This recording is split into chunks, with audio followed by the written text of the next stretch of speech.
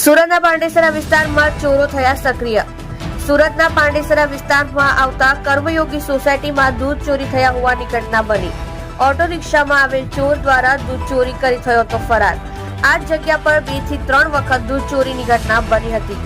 દૂધ ચોરીની સમગ્ર ઘટના સીસીટીવી કેમેરામાં કેદ થવા પામી હતી। સુરતની પાંડેસરા પોલીસ દ્વારા સીસીટીવીના આધાર પર ઓટો રિક્ષા ધારક દૂધ ચોરને પકડી પાડવા પાંડેસરા પોલીસે ચક્રો ગતિમાન કર્યા છે।